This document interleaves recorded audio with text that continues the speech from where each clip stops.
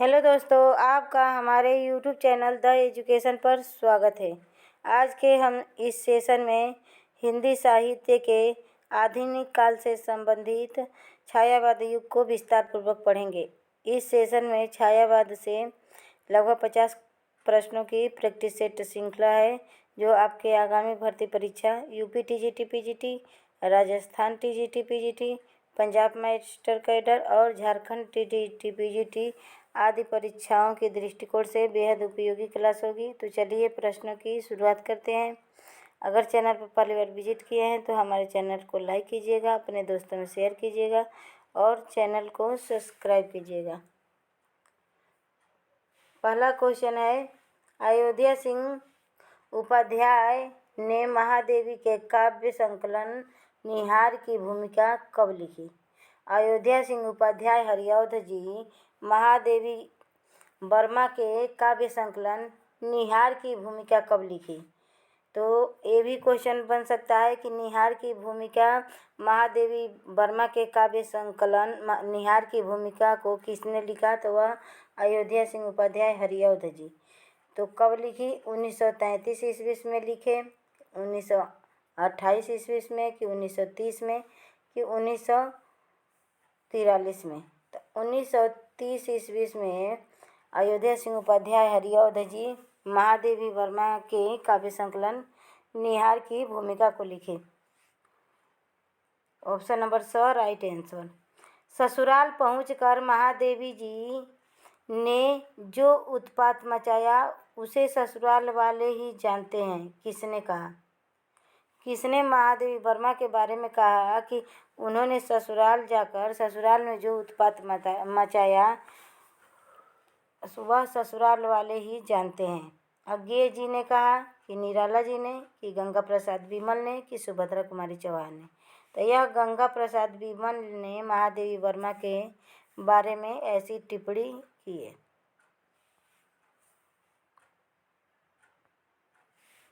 महादेवी वर्मा को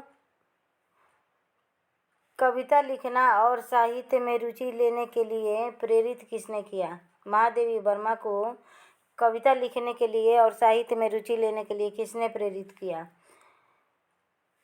तो उनकी माता जी ने प्रेरित किया। Option number a right answer. उनकी माता जी ने महादेवी वर्मा को साहित्य लिखने और कविता लिखने को प्रेरित किया। महादेवी वर्मा जी को हिंदी की विशाल मंदिर की सरस्वती किसने कहा? रामचंद्र शुक्ल ने कहा, कि पंत जी ने, कि निराला जी ने, कि डॉक्टर नगेंद्र जी ने? तो महादेवी वर्मा को हिंदी की विशाल मंदिर की सरस्वती निराला जी ने कहा। निराला जी महादेवी वर्मा जी को अपना बहन मानते थे। क्वेश्चन नंबर 5 है, युगवाणी रचनाकार के में पंत युगवाणी किसकी रचना है? पंत जी की। तब पंत जी ने प्रगतिवाद को क्या उपनाम दिया? अपनी रचना युगवाणी में पंत जी ने प्रगतिवाद को क्या उपनाम दिया? प्रगति की गंगा कहा, कि प्रगति का युग कहा, कि प्रगति की वीणा कहा, कि आधुनिक युग का आरंभ कहा? तो ऑप्शन नंबर स राइट आंसर। प्रगति की वीणा की उपमा दी आधुनिक प्रगतिवाद को। महादेवी वर्मा जी ने कितने वर्ष की आयु में कविता लिखना प्रारंभ किया? महादेवी वर्मा ने कितने वर्ष की आयु में वह कविता लिखने लगी? 7 वर्ष की आयु में, कि 9 वर्ष की, कि 11 वर्ष की, कि 13 वर्ष की? तो महादेवी वर्मा ने मात्र 7 वर्ष की उम्र में कविता लिखना शुरू कर दिए। 7 वर्ष के बच्चे आजकल क्या करते हैं? इधर उधर घूमते हैं। देखिए, 7 वर्ष की उम्र में महादेवी वर्मा जी कविता लिखना, साहित्य लिखना शुरू कर दिए। क्वेश्चन नंबर 7 है, पंत जी को किस रचना के लिए साहित्य अकादमी पुरस्कार से सम्मानित किया गया? युगांत से, कि युगवाणी को, कि लोकायतन को, कि कला और बूढ़ा चांद को? तो सुमित्रा नंदन पंत को साहित्य अकादमी पुरस्कार कला और बूढ़ा चांद के मिला, जबकि ज्ञानपीठ पुरस्कार लोकायतन के लिए मिला। लोकायतन के लिए सुमित्रा नंदन पंत को ज्ञानपीठ पुरस्कार मिला और कला और बूढ़ा चाँद के लिए साहित्य अकादमी पुरस्कार मिला। पंत जी को हिंदी साहित्य की सेवा करने के लिए पद्म भूषण से कब सम्मानित किया गया? पंत जी को साहित्य अकादमी भी मिला और देखिए पद्म भूषण भी मिला। कब सम्मानित किया गया? तो 1961 ईस्वी में पंत जी को पद्म भूषण सम्मान से सम्मानित किया गया। Option number right answer. Question number 9 है, पंत जी के काव्य को विद्वानों ने कितने चरणों में विभाजित किया है? 6 चरणों में कि 4 चरणों में कि 5 चरणों में कि 3 चरणों में? तो पंत जी के काव्य को विद्वानों ने 4 चरणों में विभाजित किया। ऑप्शन नंबर ब राइट आंसर। कला और बूढ़ा चाँद किस वाद के अंतर्गत आता है? कला और बूढ़ा चाँद किस वाद के अंतर्गत आता है? छायावाद के अंतर्गत आता है, प्रगतिवाद के कि अंतःचेतनावाद के कि नव मानववाद के? तो नव मानवतावाद के अंतर्गत आता है। Option number the right answer. कला और बूढ़ा चाँद नव मानवतावाद के अंतर्गत आता है। इसके रचनाकार सुमित्रानंदन पंत जी हैं। आज छायावाद से संबंधित प्रश्नों की श्रृंखला है। तुलसीदास को कलिकाल का वाल्मीकि किसने कहा? तुलसीदास को कलिकाल का वाल्मीकि किसने कहा? रामचंद्र शुक्ल ने कि रामानंद ने कि रामविलास शर्मा ने कि नाभादास ने? तो तुलसीदास को कलिकाल का वाल्मीकि कहने वाले नाभादास जी हैं। Option number the right answer. Tulsi जी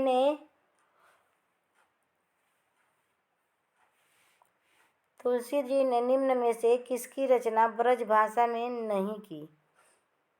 विनय पत्रिका का कि गीतावली का कि दोहावली का कि बरवे रामायण का? तुलसीदास जी ने विनय पत्रिका ब्रज भाषा में कौन सी रचना नहीं की?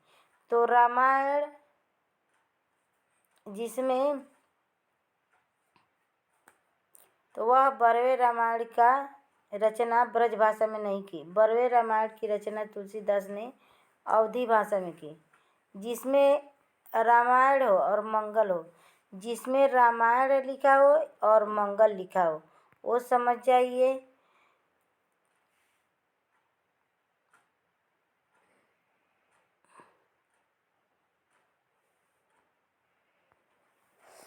यह प्रश्न गलत है। इस प्रश्न में होना चाहिए कि तुलसीदास ने किसकी रचना ब्रज भाषा में की।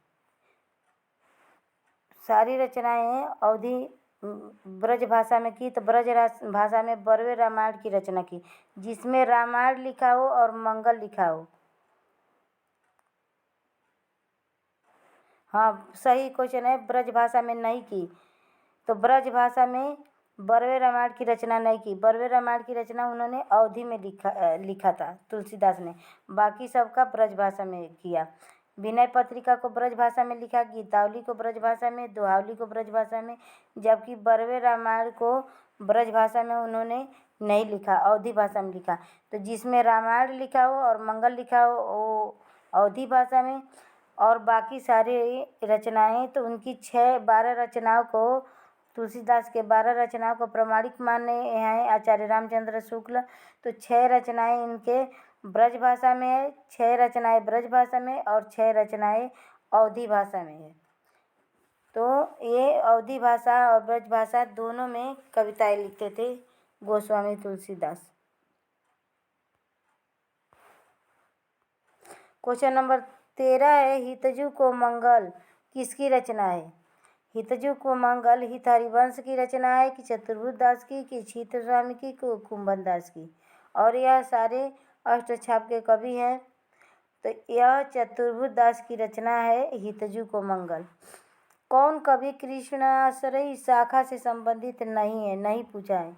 कुंभदास नहीं है कि सुंदरदास नहीं है कि कृष्णदास नहीं है कि नंददास नहीं है? तो सुंदरदास नहीं है। सुंदरदास कृष्णाश्रयी शाखा से नहीं है, सुंदरदास रामाश्रयी शाखा से संबंधित हैं। क्वेश्चन नंबर 15 है, शुक्ल जी ने किस ग्रंथ को सूफी पद्धति का अंतिम ग्रंथ माना? वह इंद्रावती को माने कि मधुमालती को कि अनुराग बहादुरी को कि ज्ञानदीप को। तो शुक्ल जी ने इंद्रावती को सूफी पद्धति का अंतिम ग्रंथ माना। मधुमालती किसका रचना है? तो मंझन का। मधुमालती किसकी रचना है? मंझन का। ज्ञानदीप शेख नबी की रचना है। शेख नबी की रचना है। अनुराग बांसुरी नूर मोहम्मद की रचना है। नूर मोहम्मद की रचना है अनुराग बांसुरी। इंद्रावती मधुमालती और इंद्रावती कुतुबन की रचना है। राम को रूप निहारती जानकी, राम को रूप निहारती जानकी, कंगन के नग की परछाई। यह पंक्ति किस ग्रंथ से ली गई है? यह तुलसीदास जी द्वारा लिखा गया पंक्ति है कि राम को रूप निहारती जानकी, कंगन की नग की परछाई।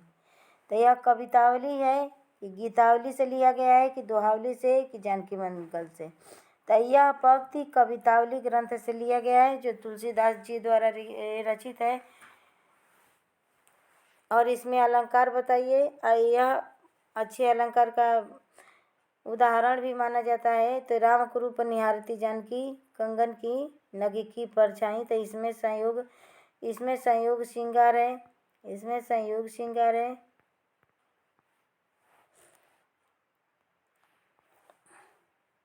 क्वेश्चन नंबर 17 है, सतनामी संप्रदाय से के प्रवर्तक कौन है? अक्षर अन्य है कि श्रीचंद है कि जगजीवन दास है कि दादू दयाल है? तो सत्यनामी संप्रदाय से संबंधित जगजीवन दास है। ऑप्शन नंबर स राइट आंसर।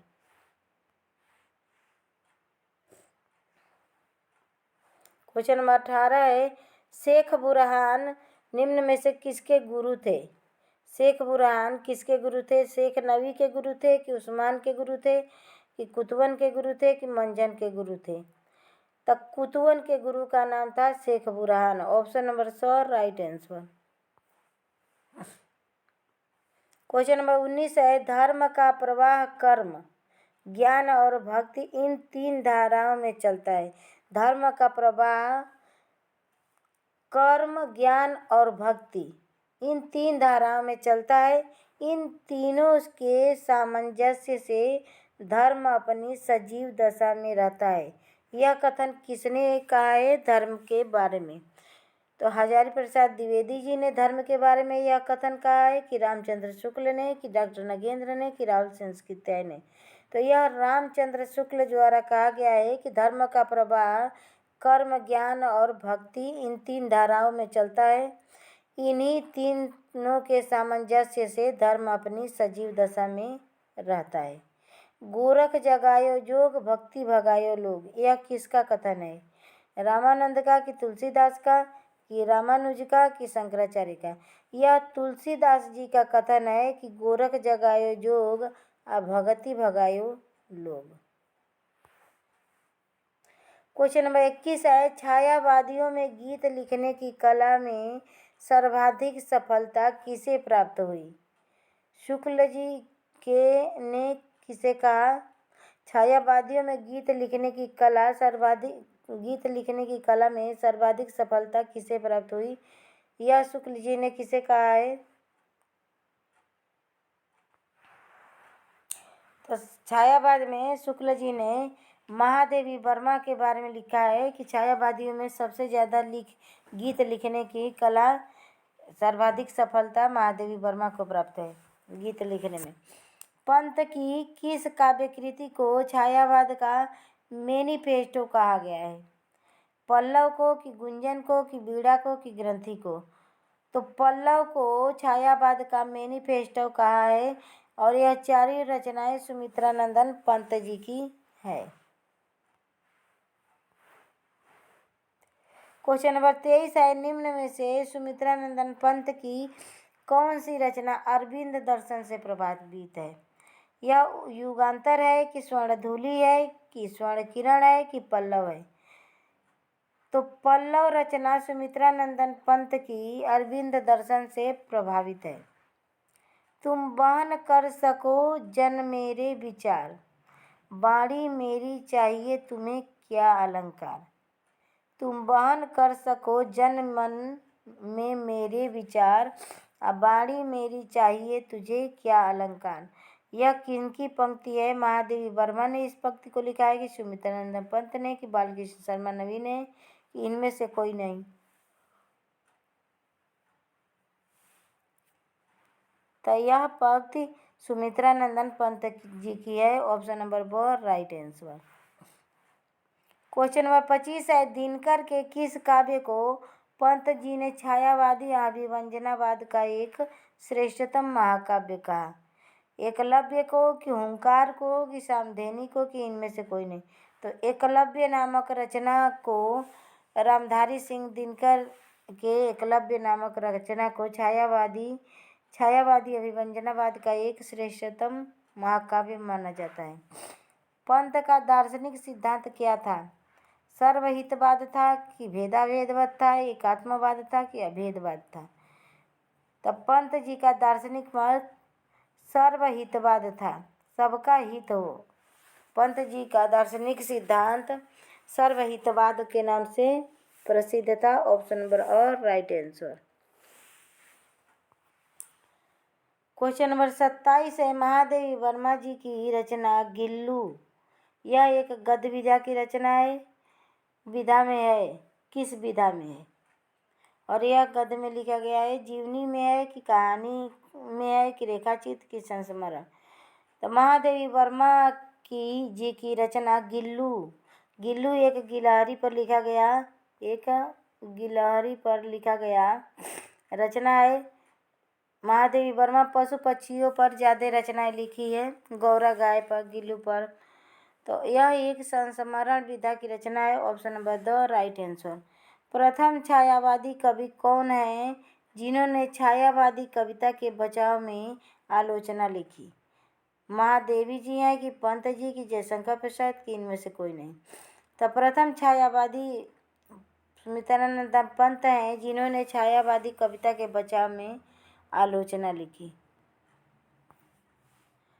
क्वेश्चन नंबर 29 है, बौद्ध दर्शन की छाप किसमें है? महादेवी वर्मा में है कि डॉक्टर नगेंद्र में कि पंत में कि निराला में? तो बौद्ध दर्शन की छाप महादेवी वर्मा में है। ऑप्शन नंबर और राइट आंसर। साहित्य की आस्था एक क्या है? निबंध विधा की रचना है। यह किसका है? हजारी प्रसाद का है कि महावीर प्रसाद का है कि बालकृष्ण भट्ट का है कि महादेवी वर्मा का? तो महादेवी वर्मा का रचना है साहित्यकार की आस्था। क्वेश्चन नंबर 31 है, प्रसाद की खड़ी बोली कविताओं का प्रथम संग्रह है, लहर है कि आंसू है कि चित्रधार है कि कानन कुसुम है? तो कानन कुसुम जयशंकर प्रसाद की खड़ी बोली कविताओं का प्रथम काव्य संग्रह है। क्वेश्चन नंबर 32 है, इनमें से कौन सी काव्य कृति निराला की नहीं है? परिमल, अतिमा, अरिमा, अर्चना? तो परिमल तो निराला जी की है, अरिमा भी है, अर्चना भी है, लेकिन अतिमा सुमित्रानंदन पंत जी की है, यह निराला जी की नहीं है। अतिमा, बीड़ा, गुंजन यह सुमित्रानंदन पंत जी की रचनाएं हैं। क्वेश्चन नंबर 33 है, निराला का दार्शनिक आधार क्या है? द्वैतवाद है कि शुद्धाद्वैतवाद है या अद्वैतवाद है कि विशिष्टाद्वैतवाद है? तो अद्वैतवाद से संबंधित है निराला जी, जबकि शुद्धाद्वैतवाद वल्लभाचार्य का है। शुद्धाद्वैतवाद वल्लभाचार्य का है। शुद्धाद्वैतवाद वल्लभाचार्य का है। विशिष्टाद्वैतवाद रामानुजाचार्य का है। और द्वैतवाद मध्वाचार्य का है।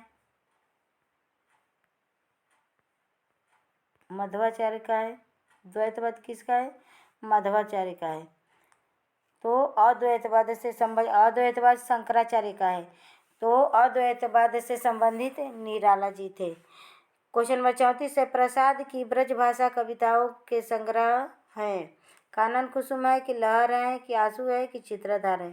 तो जयशंकर प्रसाद की ब्रजभाषा के काव्य संग्रह चित्रधार है। Option number the right answer.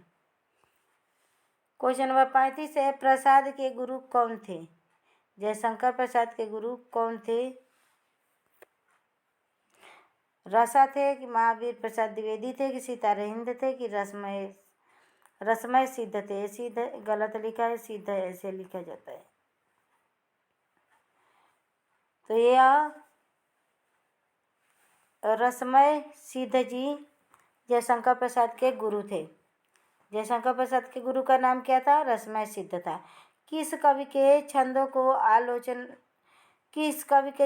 को आलोचकों द्वारा रबड़ या केचुआ छंद कहा गया? तो यह निराला जी के रचनाओं को रबड़ छंद और केचुआ छंद कहा है, क्योंकि कविता को छंदों की परिधि से मुक्त कराने का श्रेय निराला जी को प्राप्त है और उनकी पहली कविता छंद मुक्त कविता जूही की कली थी।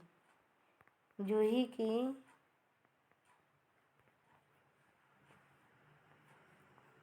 कली थी पहली छंद मुक्त कविता। और यह महावीर प्रसाद द्विवेदी जी ने जूही की कली को अपनी पत्रिका सरस्वती पत्रिका में छापने से मना कर दिया, रबड़ छंद और केचुआ छंद कह के, अश्लीलता का आरोप लगा के। क्वेश्चन नंबर 37 है, प्रसादकृत चंपू काव्य है? आंसू है कि झरना है कि उर्वशी है कि कानन कुसुम है? उर्वशी गलत हो गया है, उर्वशी ऐसे रहेगा। तो यह उर्वशी है। उर्वशी एक चंपू काव्य है और गद्य और पद्य मिश्रित काव्य को चंपू काव्य कहा जाता है। क्वेश्चन नंबर 38 है, दार्शनिक दृष्टि से प्रसाद थे? जयशंकर प्रसाद दार्शनिक दृष्टि से क्या थे? नाथ थे कि द्वैतवाद थे कि शुद्धाद्वैतवाद से संबंधित थे कि शैव दर्शनवाद से? तो शैव दर्शनवाद से जयशंकर प्रसाद संबंधित थे। क्वेश्चन नंबर 39 है, निराला से बढ़कर स्वच्छंदतावादी कवि हिंदी में कोई नहीं है। यह कथन किसके द्वारा कहा गया है? आचार्य शुक्ल, ये देखिए आचार्य शुक्ल है, आचार्य शुक्ल के द्वारा कि महावीर प्रसाद द्विवेदी के द्वारा कि हजारी प्रसाद द्विवेदी के द्वारा कि राम कुमार वर्मा के द्वारा? तो राम कुमार वर्मा ने, हजारी प्रसाद द्विवेदी ने लिखा है कि निराला से बढ़कर स्वच्छंदतावादी कवि हिंदी में कोई नहीं है। यह हजारी प्रसाद द्विवेदी जी का कथन है। निरालाकृत तुलसीदास का काव्य रूप क्या है? महाकाव्य है कि चंपू काव्य है कि खंड काव्य है कि मुक्तक काव्य है? निराला जी ने तुलसीदास पर एक खंड काव्य लिखा। ऑप्शन नंबर स राइट आंसर। तो आज के इस सेशन में 40 क्वेश्चन शामिल थे। आशा है ये क्वेश्चन आप लोगों को पसंद आया होगा। अगर यह क्वेश्चन आपको अच्छा लगे, आपके परीक्षा के उपयोगी लगे, तो कृपया चैनल को सब्सक्राइब कीजिएगा, लाइक कीजिएगा, अपने दोस्तों में शेयर कीजिएगा। कल फिर मिलेंगे नए प्रश्नों के साथ। तब तक के लिए धन्यवाद।